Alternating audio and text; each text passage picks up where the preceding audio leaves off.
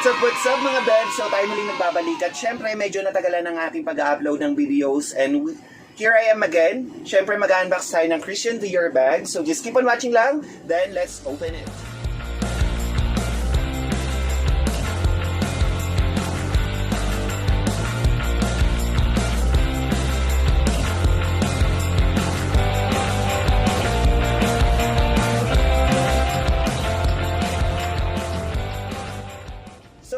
Mga bebs, medyo natatagalan na yung pag-upload ng ating videos kasi nagkasakit po ako. Yes, you heard it right. Bali, everything is good. Tapos, medyo nakaka-recover naman ako at gumagaling na ako. So, medyo pas lang ako sa alak, tapos sa mga oily foods, and everything. And then, beside from that, mamaya na ako magkukwento. At, syempre, may mga tao rin akong pasasalamatan. But for the meantime, what we're going to do is we're going to unbox this Christian DIOR bag. So just keep on watching and then of course, let's do it and I'm excited to unbox it. So yun na nga mga bebs. So eto na, ipapakita ko na sa inyo yung isa sa mga top graded na i-unbox natin which is the Christian DIOR bag. And then aside from that, pag sinabi natin top graded, ibig sabihin nito is authentic quality. When we say authentic quality, it is almost the same nung authentic product. Ang pinagkaiba lang nila is a price. Let's say for example, for the Christian DIOR bag, it actually costs like 50 to 60, 70,000 per bag. But in top graded, of course, hindi pa pahuli ang mga China at ang mga Pinoy na gumaya ng gumaya. And this is only cost like 2,500, 3,000, 4,000, 5,000, and many so. So we're going to open it and then we're going to start with the bags.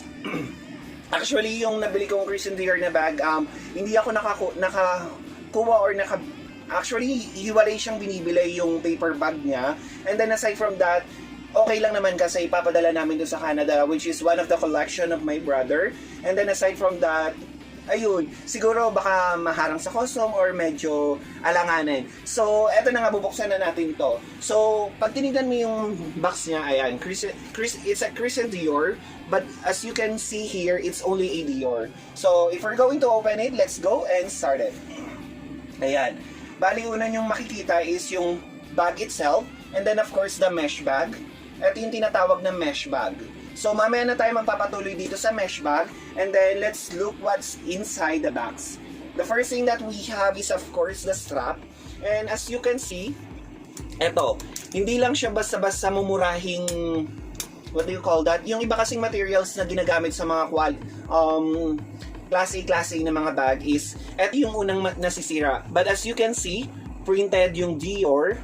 And then aside from that, this is actually made from brass. Pag sinabi nating made from brass, matibay na matibay siya. And then aside from that, as you can see, eto yung leather which is, look at yung tahi. Diba? Sobrang linis. And if you're going to go on this side, plain lang siya. And then Christian DIOR at the back. Same here. And then pag binaligtad natin siya, and then of course Christian DIOR, and then Christian DIOR. So eto yung una nating strap. And then aside from that, yung bag na pag gusto nyo lang siyang i-handbag, you can actually use it. So just check on the brass. This is actually made from brass. At pag sinabi nating made from brass, matibay na matibay siya, unlike doon sa mga, what do you call that, Class A na mga bag. And then, what else we can see here? We also have the card from Christian DIOR. And then aside from that, ayan, yung sa likod. Bali, hindi na napilapan since we actually ordered this online. Ayan, and then Japanese since most of our items is, this is not actually Chinese. Chinese kasi sa Hong Kong siya, and then there are actually 3 languages na included here. So, ayun, most of my item or most ng mga ina-unbox ko is actually made from Hong Kong.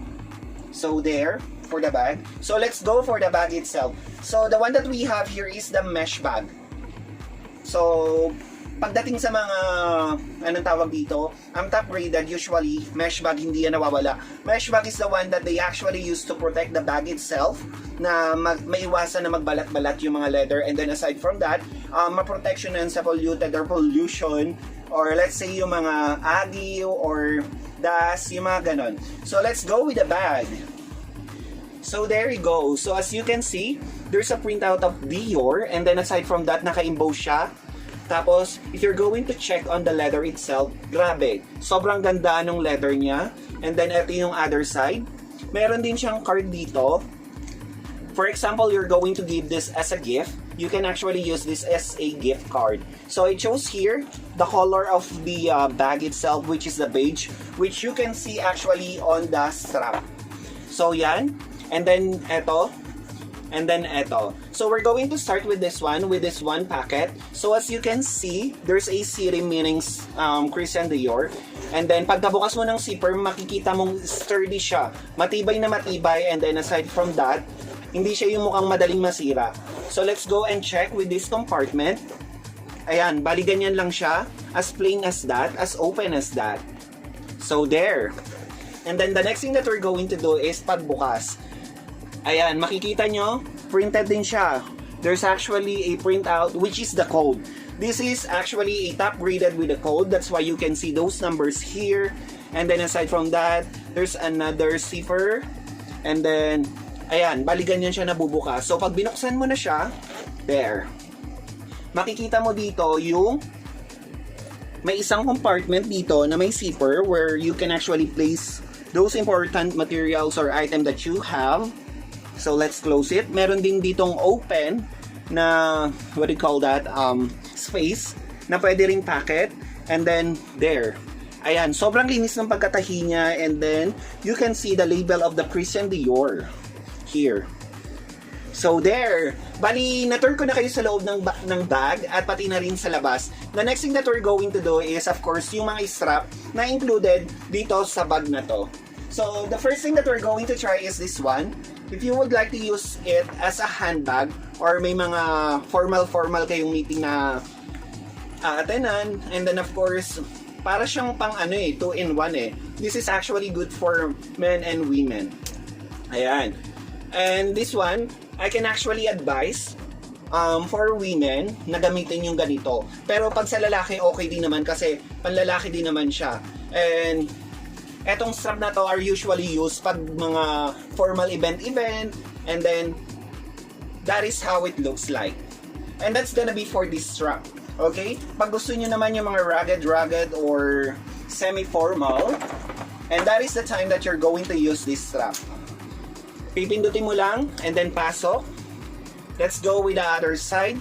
Pipindutin mo lang, and then pasok. And then of course, pwede mo na siyang i-side bag. Bali, ayan, papakita ko lang siya. Side bag.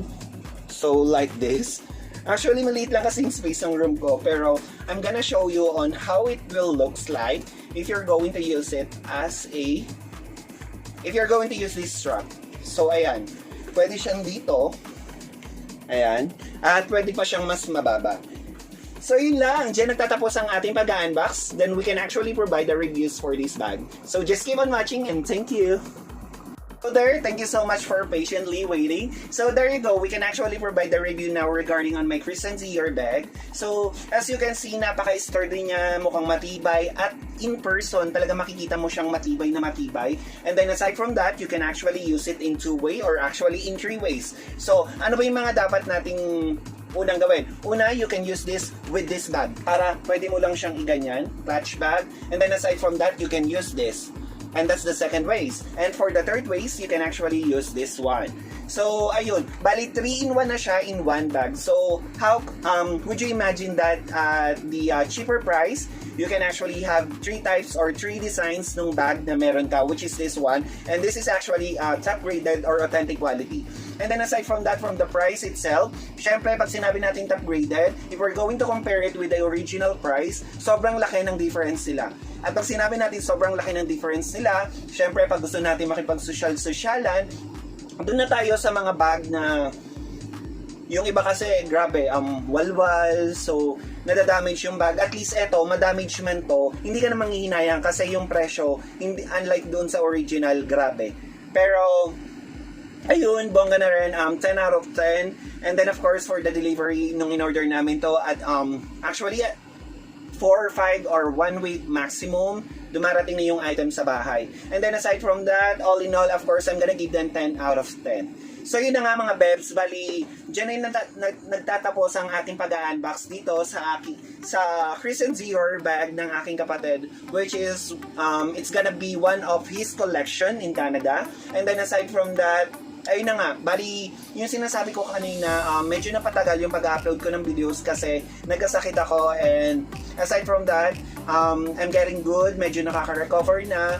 And then thank you so much sa lahat ng tumulong sa akin, sa pamilya ko, sa mga pinsan ko, and then of course dun sa mga taong patuloy na naniniwala at nagdadasal para sa aking kalusugan. Maraming salamat kasi minsan gusto ko nang bitawan yung pag-YouTube kasi sabi ko, parang ang hirap kasi dumating sa point na pag ikaw na yung may kailangan, parang wala kang ganong malapitan. Though may nalalapitan naman ako, pero parang not enough. Pero life must go on. You actually need to help yourself, and then of course trust yourself, because you cannot trust anyone. You can only trust yourself. And then aside from that, thank you sa mga sumusubaybay, at of course ikaw na nanonood hanggang ngayon ng aking vlog, kasi patuloy pa rin ang pagsuporta mo at naniniwala ka sa aking kakayahan at aking mga ginagawa para magbigay aliw, lalong-lalo na sa mga taong nangangailangan bigyan ng aliw. Kasi ganyan tayo kinreate tayo ni God para tumulong, para magbigay ng kung anumang good vibes sa mga tao. And then basta iwasan na natin yung hate, just spread the love. And then ayun, bali mag-anniversary na nga pala yung kapatid namin, which is senior kapatid and senior bunsong kapatid. Maraming salamat na rin sa mga nagpaabot ng tulong. At syempre sa aming founder Miyuki, I salute you. Kaya natin to. Basta may dadaos natin ang anniversary ni kapatid sa March 15 ng bonggang-bongga, kahit simple, kahit kulang, pero kakayanin natin. Syempre, maraming salamat sa mga tumulong. And then, ayun lang. Thank you so much. And then, kung hindi ka pa nakaka-subscribe sa aking YouTube channel, what are you waiting for? Subscribe na and click the bell button para ma-notify ka if ever na may new videos and upload ako. Pa-comment, like, and share na rin. And we also have our Facebook page. It's gonna be Felice Tamayo's page. Pa-follow, like, and share na rin dyan.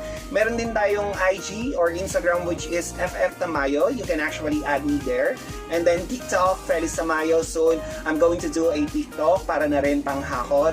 And then, ayun lang. Thank you so much and see you all on my next vlog.